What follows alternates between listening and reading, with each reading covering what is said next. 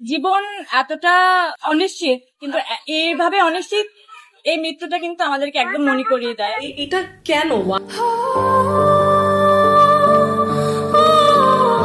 কারিনা কাইসারের মৃত্যু সত্যি আমাদেরকে অনেক কিছুই বুঝিয়ে দেয়, অনেক কিছু শিখিয়ে দেয় যে দুনিয়াটা আসলে বেশি দিনের নয়, অস্থায়ী জায়গা এটা।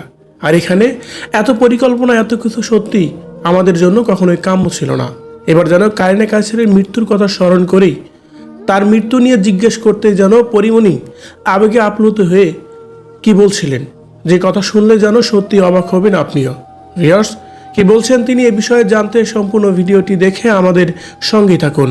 এই মুহূর্তে মরে যাই তো আমার দুটো বাচ্চা কি হবে, কে দেখবে, কি করবে, আমার নানা ধরনের কারিনা কাইসার একজন কন্টেন্ট ক্রিয়েটর।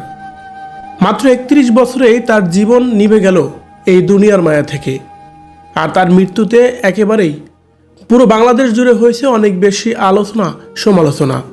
তেমনি নতুন করে তার মৃত্যু নিয়ে পরিমণিও কথা বলেছেন। মূলত চিত্রনায়িকা পরিমণি একটি রেস্টুরেন্ট উদ্বোধন করতে এসেছিলেন, আর সেখানে সাংবাদিকদের সাথে প্রশ্ন এবং কি কথাবার্তার এক পর্যায়ে সাংবাদিকরা তাকে কারিনা কাইসারের মৃত্যু নিয়ে কিছু বলতে বললে তিনি বলেন, তার মৃত্যু সত্যিকার অর্থে আমাদের জন্য অনেক কিছুই শিখিয়ে যায়।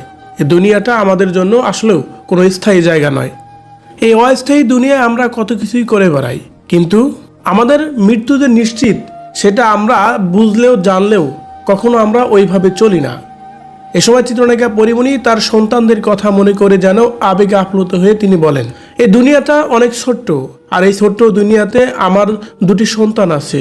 তাদের ভবিষ্যতের কথা ভাবলে, তাদেরকে রেখে যদি এইভাবে হঠাৎ করে আমাকেও চলে যেতে হয়, এই বিষয়টা ভাবতেই যেন কোনোভাবেই মেনে নিতে পারি না। আর এই কথাটা মনে করে যেন একেবারে কান্নায় ভেঙে পড়েন সেই মুহূর্তে চিত্রনায়িকা পরিমণি।